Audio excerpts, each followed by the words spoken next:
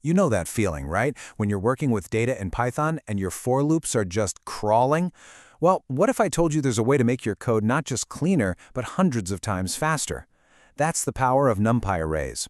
In this explainer, we're going to master the art of creating these arrays, the absolute foundation for high-performance data science in Python. Let's dive in.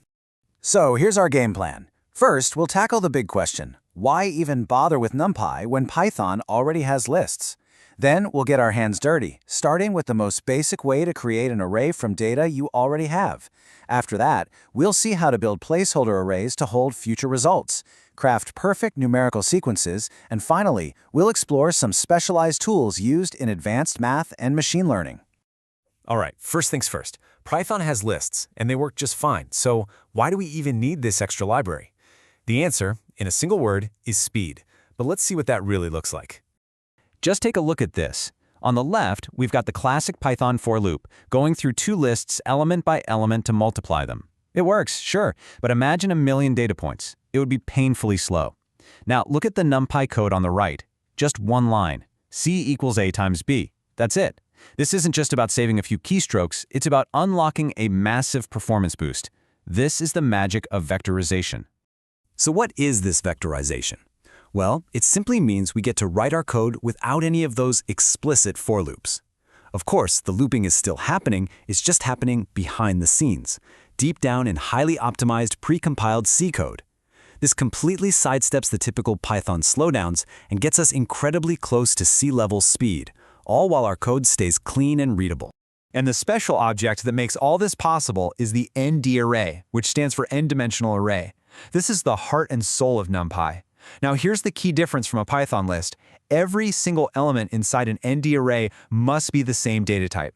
This strict rule is what lets NumPy pack everything into one continuous block of memory, and that's the real secret to its incredible speed.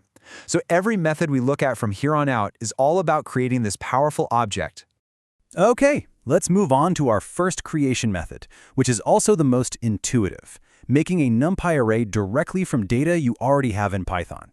As this tip suggests, your go-to function for this is numpy.array. If you've got data sitting in a Python list or a tuple, and you need to power it up into a NumPy array, this is your starting point. It's simple, it's direct, and it's what you'll be using constantly. And here's just how simple it is. We start with a standard Python list, L. We just pass it into the np.array function, and boom, you get a NumPy array. Here's a little pro tip. See how the output doesn't have commas between the numbers? That's your visual clue that you're now dealing with a proper NumPy ND array ready for those high-speed operations. A lot of the time, you don't actually have your data yet, but you know the size and shape of the array you're going to need. This is where placeholder arrays come in. They let you build the container first, so you can fill it up with data later. So you might be asking, why would I ever create an array before I have the data for it? Well, it's actually incredibly common. Think about machine learning. You often have to create a matrix of all zeros to hold the weights of a neural network before you can even start training.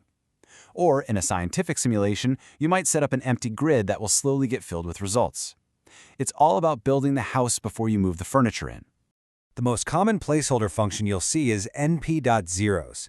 Just like it sounds, you pass it the number 5, and it creates a one-dimensional array with 5 elements, all of them 0. But look closely at the output. See those little decimal points after each 0? That's NumPy telling us that, by default, it creates an array of floating point numbers, which is really important for maintaining precision in your calculations. Now let's build on that with np.ones, which creates an array filled with ones. This example introduces two crucial new ideas. First, instead of a single number, we're passing it a tuple, 2, 3. This is the shape of the array, in this case, 2 rows and 3 columns. Second, we're specifying dtype equals np.n16. This dtype argument gives you explicit control over the data type, letting you override that default float. And finally, np.full is the most flexible of the bunch. It does the same thing as zeros and ones, but it lets you pick any number you want as the fill value. Here, we're making a 2x3 grid filled with the number 7. So the rule of thumb is easy. Need zeros? Use np.zeros. Need ones? Use np.ones. Need any other constant value? np.full is the function for you. Okay, so we know how to make arrays full of the same number. But what if we need an array with a sequence of numbers, like a range of values for a chart's x-axis? This is another incredibly common task, and NumPy gives us two powerful but very distinct ways to do it. First up is np.arange, which should feel really familiar if you've ever used Python's built-in range function. It takes a start value, a stop value, and a step size. So here we start at 0, we go up to but not including 10 in steps of 2. And that's the most important thing to remember. The stop value is exclusive.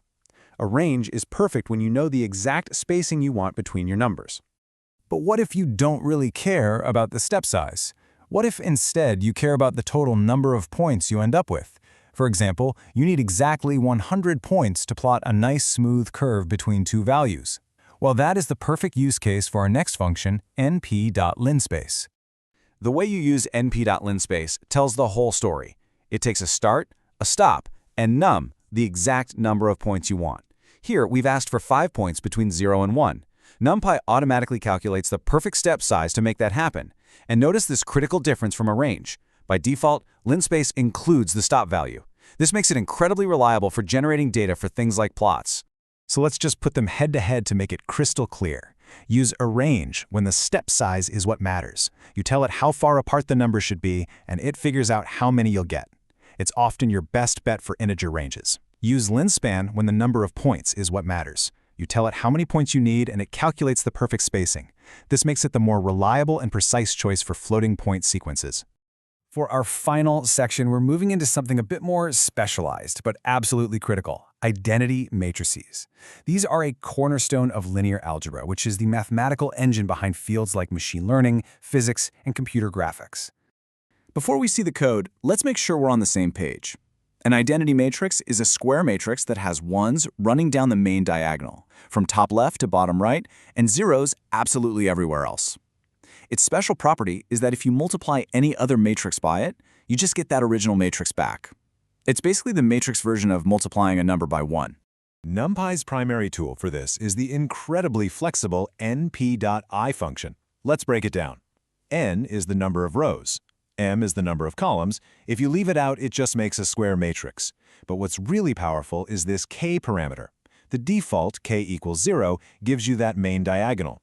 But a positive k shifts the diagonal of ones upwards, and a negative k shifts it downwards. And this example just shows off that power perfectly. We're calling np.I3, 4, k equals 1. So we're asking for 3 rows and 4 columns, which means it's not even a square matrix. And that k equals 1 tells NumPy to shift the diagonal of ones up 1 position from the center. You can see how this one function can create a huge variety of specialized matrices, not just the simple identity matrix. Now you might also see another function, np.identity. This table makes the difference super clear. The bottom line is that np.identity is much simpler. It can only create square matrices, and it only puts ones on the main diagonal. It doesn't know about m or k. So the choice is easy. If you need a simple, straightforward, square identity matrix, np.identity is a clean choice. For any other case, rectangular matrices or shifted diagonals, the more powerful and flexible NPI is the one you need. So, we've covered a lot of ground today. From converting basic Python lists with np.array, to pre-allocating space with zeros and full, to crafting precise sequences with arange and linspace, and finally, to creating specialized identity matrices with I. Each tool has its own specific purpose. So the final question is, as you think about your next data project, which of these creation methods will be the one that gets you started?